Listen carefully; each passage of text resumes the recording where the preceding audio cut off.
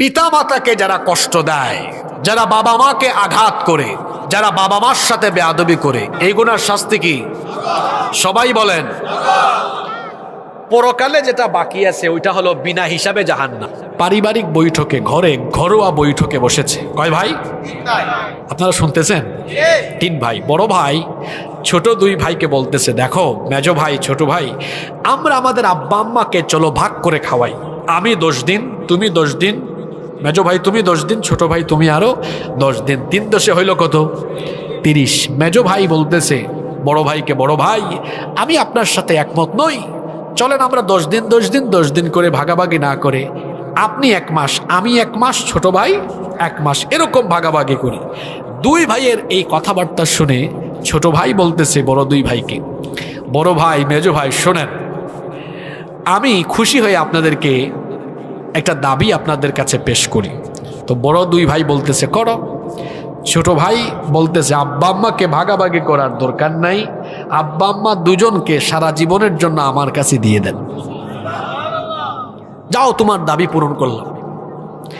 এটা কায়দা করে জবাব দিছে আর কি। দেখছে ছোট ভাইয়ের উপর দায়িত্ব দিয়ে দিলে আমরা তো বাঁচলাম, আব্বা আম্মাকে দেখাশোনা করা লাগবে না, চিকিৎসাও করানো লাগবে না, খরচাপাতি কমে যাবে। এই 3 ভাইয়ের কথাবার্তা শুনছে এক চাচা, এক আঙ্কেল। শুনতেছেন তো আপনারা? আচ্ছা, ওই আঙ্কেল গিয়ে, ওই চাচা গিয়ে ছোট ছেলেকে বলতেছেন, ভাতিজা তুমি তো ব্যাককল। তো ছোট ছেলে বলতেছে, চাচা আঙ্কেল আপনি আমাকে ব্যাককল বললেন কেন?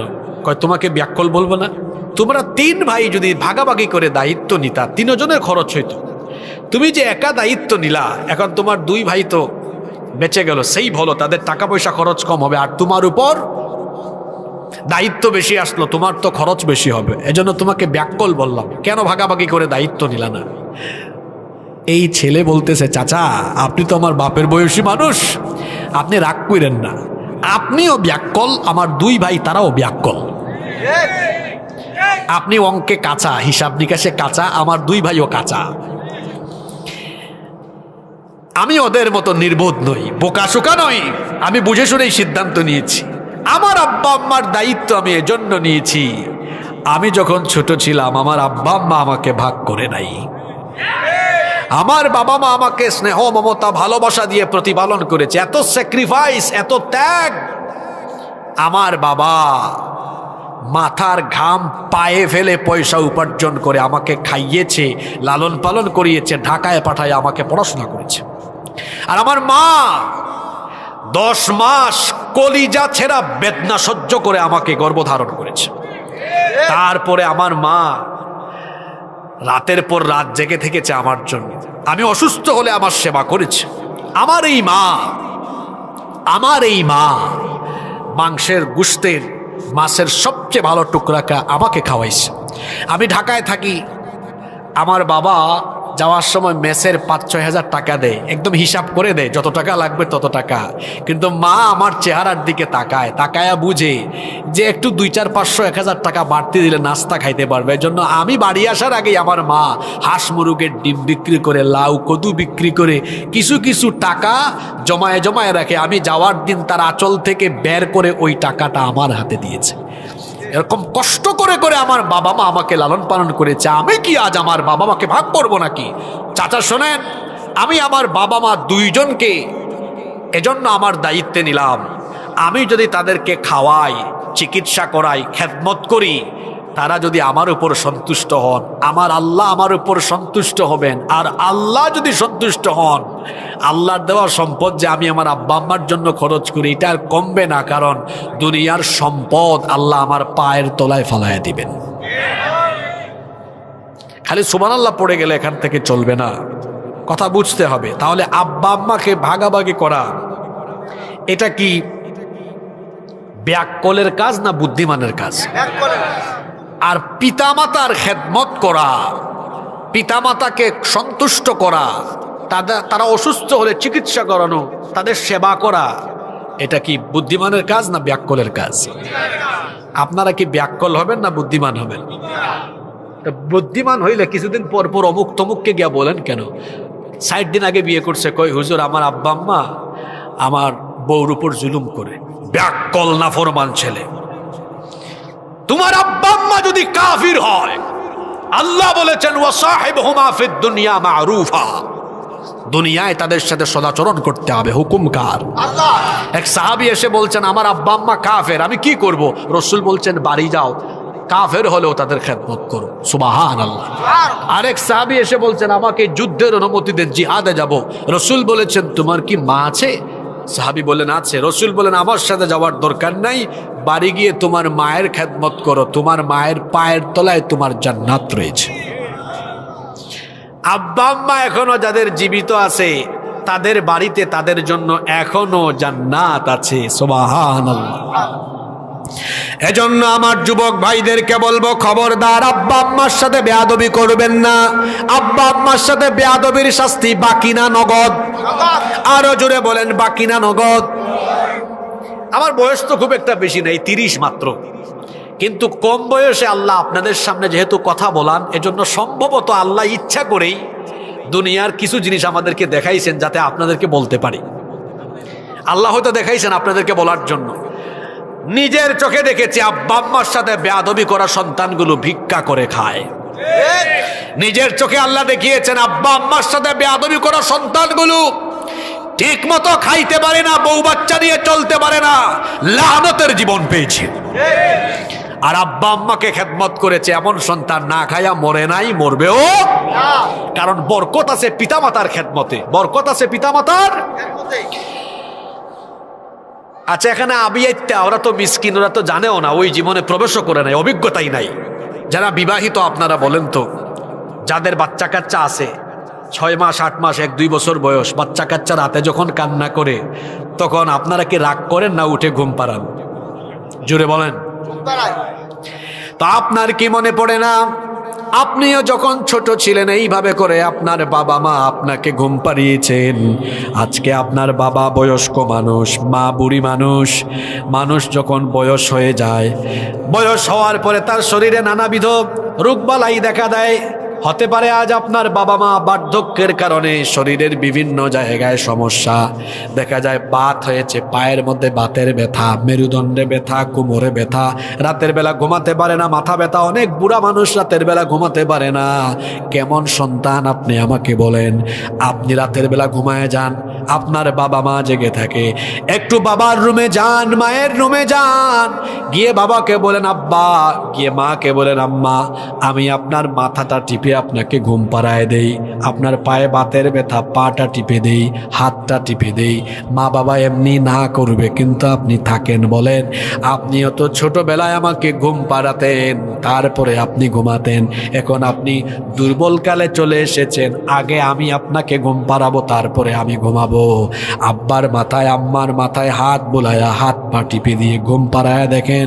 মা বাপ ঘুমানোর সময় আল্লাহর কাছে ফরিয়াদ করবে, আল্লাহ আমার সন্তানটা আমাকে এত শান্তি দিয়েছে, শান্তির ঘুম পাড়ায় দিয়েছে, তুমিও আমার সন্তানকে দুনিয়া আখিরাতে সুখ শান্তি দিয়ে ভরপুর করে দাও। সুবহানাল্লাহ।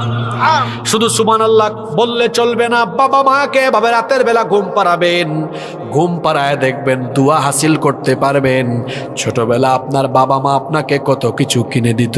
বাজার থেকে যাওয়ার সময় আপনার বাবার জন্য আপনি কমলা কিনে নিয়ে যান, আনার কিনে নিয়ে যান। বাবার রুমে, মায়ের রুমে ঢুকে নিজে এগুলো চলাইয়া নিজের হাতে মুখে তুলে খাওয়ায় দেন।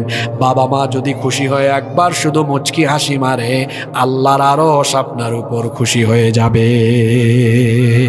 পিতা মাতার খেদমতে দুনিয়া আখিরাতে সফলতা আছে। আর পিতা মাতার সাথে বেয়াদবি করলে এই নাফরমান দুনিয়াতে শাস্তি পাবে, বাকি না নগদ? মিলায় নিবেন কথাগুলো। এই বুড়ি চঙে দেখবেন যারা আব্বা আম্মার সাথে বেয়াদবি করেছে, একটাও শান্তিতে নাই, শান্তি হবেও না, এরা লানতের জীবন পাবে বলে গেলাম আমি। তাহলে 2 নাম্বার পাপ, পিতামাতাকে কষ্ট দিলে শাস্তি নগদ না বাকি? এই যুবক ছেলেরা হাসিও না, কথা শোনো। বাসায় গিয়ে আব্বা আম্মার পা ধরে মাফ চাইয়ে নিও। আব্বা আম্মার দোয়া যারা পেয়েছে দুনিয়াতে এরা সফল হয়েছে। আমার বাবা আমার মা হলেন আমার পীর, আমার সবচেয়ে বড় ওলি। কারণ আমার বাবা মায়ের দোয়া ডিরেক্ট আল্লাহর দরবারে কবুল হয়। আল্লাহু আকবার। এটা আমার কথা না, রাসূল বলেছেন 3 জনের দোয়া ডাইরেক্ট কবুল। কয়জনের? 1 নাম্বার মুসাফির, 2 নাম্বার মজলুম, 3 নাম্বার, আব্বা আম্মা সন্তানের জন্য দোয়া করলে এই দোয়া আল্লাহ ফিরাইয়া দেন না। সুবহানাল্লাহ কইতে ইচ্ছে করে না? তাহলে যাদের আব্বা আম্মা জীবিত আছে তাদের ঘরে ওলি আছে না নাই? কথা বলেন, ওলি আছে না নাই? নিজের আব্বা আম্মাকে অনেকে মশারি কিনে দেয় না, রাতের বেলা মশা কামড়ায়, তার কোথাকার কোন পীর বাপকে নিয়ে মাজারের মধ্যে মশারি টানায় দেয়। আপনার আবার ভাবিয়েন না এই হুজুর কি পিরাউলিয়া বিরোধী নাকি? আপনি পিরাউলিয়া কারে শিখান? আমার বাড়ি কোথায় জানেন? প্রবাসী ভাই আমার কাছে একটা চিরকুট পাঠিয়েছে। আমাদের প্রবাসী ভাইরা তো অনেক কষ্ট করেন দেশের জন্য। আপনারা তো দেশ থেকে শুধু ফোন করে বলবেন মাস শেষে 20,000 30,000 টাকা পাঠাও, কিন্তু আমার ভাই সেখানে কত কষ্ট করে দিন রাত পরিশ্রম করে, অন টাইম ডিউটি, আবার ডিউটি থেকে ফিরে এসে আবার নিজে রান্না করে খায়, টাইম মতো ঘুমাতে হয়, কত কষ্টের জীবন। এক প্রবাসী ভাই লিখলেন, হুজুর আমাদের 3 ভাই, তা আমার আব্বা আম্মার অবস্থা এমন যে বেশি ইনকাম করে তাকে একটু বেশি দেখতে পারে, যে একটু কম ইনকাম করে তারা একটু কম দেখে। আপনি বলেন তো পিতামাতা হিসাবে এটা সন্তানের উপরে ইনসাফ না জুলুম? জোরে বলেন, ইনসাফ না জুলুম? তাহলে বোঝা গেল মা বাবাও সন্তানের উপর জুলুম করে জালিম হতে পারে, জুলুম করা যাবে না। আবার পিতা মাতাও সন্তানে, আবার সন্তানও পিতা মাতাকে কষ্ট দিয়ে পিতা মাতার উপরে জুলুম করতে পারে। বড় ভাই ছোট ভাই বোনদের জায়গা জমি মেরে খেয়ে সেও তার ভাই বোনদের উপর জুলুম করতে পারে। পিতা মাতা ছেলেকে সম্পদ দিয়ে মেয়েকে সম্পদ না দিয়ে মেয়েকেও সম্পদ থেকে বঞ্চিত করে মেয়ের উপর জুলুম করতে পারে। স্বামী স্ত্রীর হক নষ্ট করে স্ত্রীর উপর জুলুম করতে পারে। স্ত্রী তার স্বামীর হক নষ্ট করে স্বামীর উপর জুলুম করতে পারে। আপনি আপনার প্রতিবেশীর হক নষ্ট করে প্রতিবেশীর উপরও জুলুম করার সুযোগ আছে। আপনি বল খাটায়া শরীরের শক্তি বা বংশের শক্তি খাটায়া কিংবা আপনি ক্ষমতা বা আধিপত্যের কারণে আরেকজনের জায়গা জমি দখল করে আপনি তার উপর জুলুম করে বসলেন, এমন ডাকাত আমার সমাজে আছে না নাই? জনগণের দায়িত্ব পেলে তারপরে আপনি জনগণের উপর জুলুম করা আরম্ভ করলেন, রক্ত চোষা আরম্ভ করলেন। মনে রাখবেন সমাজের প্রত্যেকটি স্তরে যে কোনো পর্যায়ে যে ব্যক্তি জুলুম করবে, জালিমকে তার জুলুমের শাস্তি দুনিয়াতে নগদ যিনি দিবেন তিনি কে? এজন্য আল্লাহ তাআলা বলেছেন, ইয়া ইবাদি, হে আমার গোলামেরা, হে আমার বান্দারা, ইন্নী হারামতু যুলমা আলা নাফসি, নিশ্চয় আমি আমার নিজের উপরে জুলুম হারাম করে দিয়েছি। ওয়া জাআলতুহু বাইনাকুম মুহাররামান ফালা তাযালামু, আমি তোমাদের উপরেও জুলুম হারাম করে দিচ্ছি, খবরদার কারো উপর জুলুম করো না। আল্লাহর নবী বলেছেন, উনসুর আখাকা যালিমান আও মাজলুমা। খুব খেয়াল করে হাদিসটা শুনেন। আল্লাহর নবী বলেছেন, উনসুর আখাকা যালিমান আও মাজলুমা, তোমার ভাই জালিম হলেও তাকে সাহায্য করো, মজলুম হলেও তাকে সাহায্য করো। শুনতেছেন কথাটা কি? নবীজি বললেন, জালিম তোমার ভাই তাকে সাহায্য করো, তোমার ভাই মজলুম হলেও তাকে সাহায্য করো। সাহাবীরা বললেন, নবী গো, আমাদের কোনো মজলুম ভাইকে আমরা সাহায্য করব সেটা না হয় ভালো কথা, কিন্তু আমাদের কোনো ভাই জালিম হলে জালিমকে আবার সাহায্য করব কেমনে? জালিমকে তো সাহায্য করা যায় না। আল্লাহর নবী বললেন, জালিমকে সাহায্য করার অর্থ হলো জালিমের জুলুমের হাতকে ভেঙে চুরে গুড়িয়ে দাও, জালিম যেন জুলুম না করতে পারে সেই ব্যবস্থা করে দাও। এটাই হচ্ছে জালিমকে সাহায্য করা। তার মানে হলো জালিমকে দয়া দেখানো যাবে না, জালিমের জুলুমের হাতকে ভেঙে ছেড়ে চুরমার করে দিতে হবে। জালিমের প্রতি যে দয়া দেখায় সেও জালিম, জালিমের প্রতি যে দয়া দেখায় সে কি? জালিম। জালিম জুলুম করার পরে জালিমের প্রতি দয়া দেখালে পরিস্থিতি ভালো হয় না, পরিস্থিতি আরো খারাপ হতে পারে। কিছুদিন আগে সিরিয়ায় বিপ্লব হয়েছে, জানেন আপনারা? একটা পরিবার পালায়া গেল, তার নাম কি? বাশার আল আসাদ। আসাদ পরিবার মুক্ত হয়েছে সিরিয়া। বাংলাদেশে যে কায়দায় পালায়া গেছে ওই কায়দায় সে পালিয়ে গিয়েছে, কিন্তু পার্থক্য আছে। ওরা সেখানে বিপ্লব করে আগের সব সংবিধান ডাস্টবিনে ফেলে দিয়েছে, সব আইন বাতিল করে দিয়েছে। যারা জুলুমে লিপ্ত ছিল সাথে সাথে ফাঁসি দিয়েছে। আমার দেশে 6 মাস হয়েছে যারা আমার দেশের হাজার হাজার মা বাবার বুক খালি করেছে, যারা আমাদের ট্যাক্সের পয়সায় কেনা গুলি আমাদের সন্তানদের বুকে বিদ্ধ করে, দিনে দুপুরে প্রকাশ্যে দিবালুকে ঠান্ডা মাথায় পাখির মতো গুলি করে আমাদের সন্তানদেরকে হত্যা করা হয়েছে। আজকে 6 মাস পেরিয়ে গিয়েছে বলে দেখা যাচ্ছে এদেরও জিহ্বা লম্বা হয়েছে। যদি সাথে সাথে দ্রুত ট্রাইব্যুনালে বিচার হতো, এত বড় স্পর্ধা, এত বড় দুঃসাহস এরা দেখানোর কোনো সুযোগই পেত না। জালিমকে দয়া দেখানো মানে, যে ব্যক্তি জালেমকে দয়া দেখায় সেও, জোরে বলেন, সেও। আমার দেশে যারা হাজার হাজার বাবা মায়ের বুক খালি করে হাজার হাজার মা বাবার সন্তানদেরকে হত্যা করেছে, সেই খুনিদের বিচার আপনারা চান কি চান না? আরো জোরে বলেন, চান কি চান না? এজন্য সরকারকে বলবো, নির্বাচন এবং সংস্কার হবে পরে, যারা এই দেশে আমার দেশের হাজার হাজার ভাই বোনকে হত্যা করেছে সেই খুনিদেরকে বিচারের আওতায় এনে দ্রুত ট্রাইব্যুনালে বিচার করে তাদের বিচার করতে হবে আগে।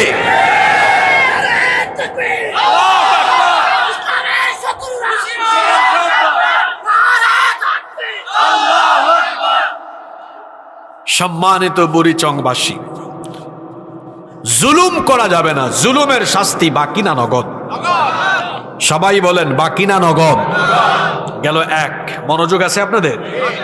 2, কথাটা কি বললাম? হ্যাঁ, সবাই বলেন, কি বলছি? বিনা হিসাবে জাহান্নাম মানে কি? এর সাথে আল্লাহর কোনো হিসাবও? আল্লাহ এর দিকে কিয়ামতের দিন তাকাবেনও না। আল্লাহ না তাকায় ফেরেশতাকে বলবেন, এটারে ধর, এটারে বিনা হিসাবে জাহান্নামে নিক্ষেপ কর। নাউযুবিল্লাহি মিন। তাহলে আব্বা আম্মা বড় সেনসিটিভ জায়গা। আব্বা আম্মাকে আঘাত দিলে, আব্বা আম্মাকে কষ্ট দিলে কষ্ট পান কে? আব্বা আম্মাকে খুশি করলে খুশি হন কে? এজন্য আল্লাহর নবী বলেছেন, হুমা জান্নাতুকা আও হুমা নারুকা। পিতামাতা তোমার জান্নাত, অর্থাৎ পিতামাতাকে যদি রাজি করতে পারো, খুশি করতে পারো, পিতামাতাকে খুশি করলে তোমাকে খুশি হয়ে জান্নাত দিয়ে দিবেন কে? আর পিতামাতাকে আঘাত করলে, কষ্ট দিলে আল্লাহ তাআলা কষ্ট পান, তখন আল্লাহ ওই সন্তানের জন্য জাহান্নাম অবধারিত করে দেন। এইটা হলো পরকালে, এটা বাকি। জুড়ে বলেন, এটা নগদ না বাকি? কিন্তু নগদের শাস্তিটা কি হবে শুনেন। হাদিস মুস্তাদরাকে হাকিমের ভেতরে হাদিস বর্ণিত হয়েছে। আল্লাহর নবী বলেছেন, এই হাদিসের রাবি বর্ণনাকারী সাহাবী হচ্ছেন আনাস ইবনে মালিক রাদিয়াল্লাহু আনহু। তিনি বলছেন, রাসূলে কারীম আমরা মহব্বতে সবাই বলি সাল্লাল্লাহু আলাইহি ওয়াসাল্লাম বলেছেন, বাবানি মুআজ্জিলানি উকুবাতুহুমা ফিদ দুনিয়া। আল্লাহ নবী বলেছেন, 2টা পাপের দরজা এমন আছে, এই 2টি পাপের দরজা দিয়ে যারা প্রবেশ করবে তাদেরকে অতি দ্রুত গতিতে দুনিয়াতে শাস্তির সম্মুখীন করবেন কে? 1 নাম্বার হচ্ছে আল বাগী, আল্লাহর সাথে সীমা লঙ্ঘন। 2 নাম্বার হচ্ছে উকুকুল ওয়ালিদাইন, পিতামাতার অবাধ্যতা। যে সন্তান পিতামাতার অবাধ্য হবে, পিতামাতার সাথে বেয়াদবি করবে, এই সন্তানকে তাড়াহুড়া করে দ্রুত গতিতে দুনিয়াতে শাস্তির সম্মুখীন করে দিবেন কে?